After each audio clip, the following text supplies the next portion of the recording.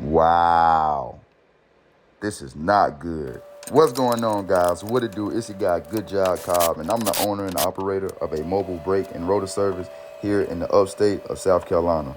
My guy Jordan called me and said, Cobb, I need you ASAP. I'm taking the family on vacation, and I do not have time to make an appointment at the shop.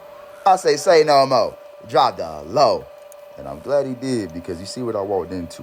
I was able to save my guy some money, time, and he was able to have the family on I-10 by 10. And guys, leave a comment in the comment section. Would you trust somebody to come out to your house and change your brake pads? And if so, yeah, would you?